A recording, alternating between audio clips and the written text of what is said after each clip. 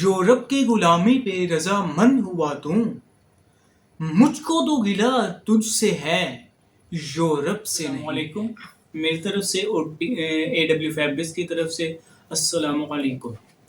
جیسا کہ آپ جانتے ہیں کہ آج پورے ملک میں خوشیاں منائی جا رہی ہیں، کیونکہ یہ ایک ایسا دن ہے جب ہمیں آزادی نصیب ہوئی، اور اس دن کو ہمیں بھرپور طریقے سے سیلیبریٹ کرنا چاہیے اور اللہ تعالیٰ کا شکر ادا کرنا چاہیے کہ اس نے ہمیں اس عظیم نعمت سے نوازا، کیونکہ یہ آزادی بہت ہی کم لوگوں کو میسر آتی ہے، کیونکہ پاکستان ایک واحد ایسا ملک ہے جو نظریہ اسلام پر وجود میں آیا۔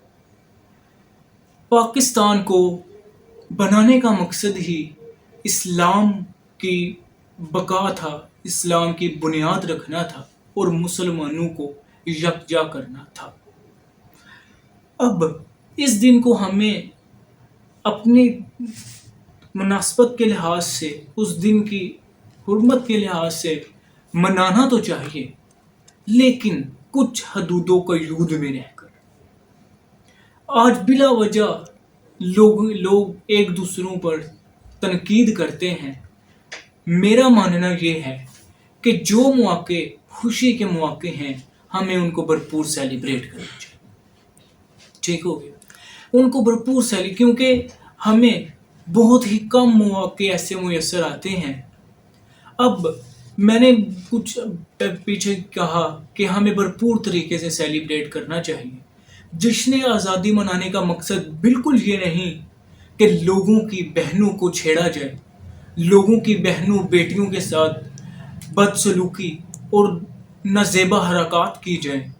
جشن آزادی بیماروں کو تنگ کرنے کا نام نہیں، جشن آزادی لوگوں کے گھروں کی عزتوں کو پامال کرنے کا نام نہیں، بلکہ یہ دن ہمیں ایک فکر دیتا ہے، ایک سوچ دیتا ہے کہ کس طرح یہ ملک ہمارے اکابرین نے کن کن قربانیوں سے اس وطن کو حاصل کیا ہے۔ یہ وطن ہمیں ہتھیلی پر رکھ کے نہیں دیا گیا، یہ وطن بے شمار قربانیوں کے بعد ہمیں ملا ہے۔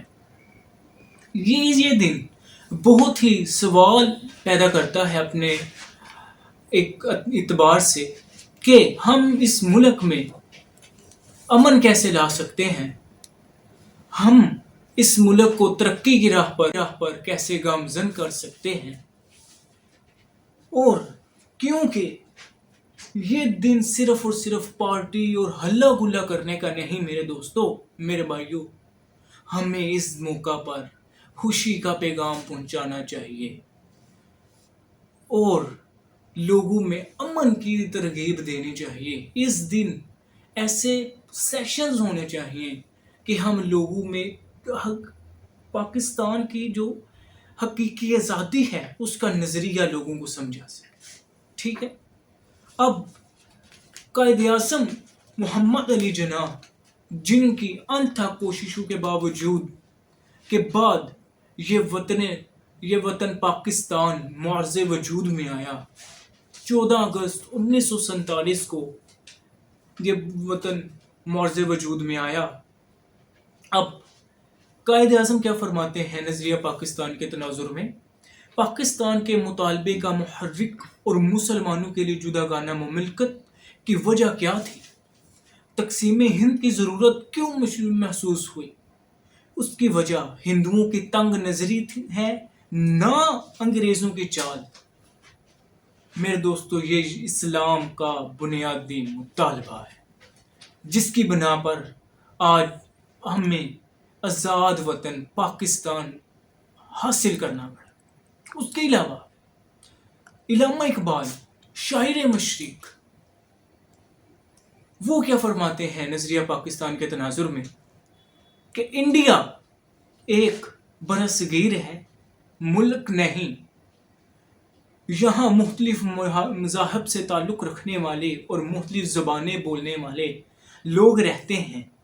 مسلم قوم اپنا جداگانہ مذہبی اور ثقافتی پہچان رکھتی ہے، کیونکہ مسلمانوں کی رہن سہن اور پہچان الگ تھلگ ہے، جس کے باعث پاکستان کو حاصل کرنا یہ ایک ٹارگٹ بن چکا تھا، اور مسلمانوں کی اور قائد اعظم کی محمد علی جناح، علامہ محمد اقبال، لیاقت علی خان، نواب محسن الملک اور سر آغا علی خان اور دیگر، ان کی وجہ سے یہ پایا تکمیل تک اس ملک کو پہنچایا جا سکا، جس کے بعد اب یہ وطن پاکستان ہمارے سپرد کیا گیا ہے، اور ہماری ذمہ داری ہے کہ اس ملک پاکستان میں وطن عزیز کے ساتھ مخلص ہوں، اور ہمیں اس وطن کے ساتھ حاصل کرنا یہ ایک ٹارگٹ بن چکا تھا، اور مسلمانوں کی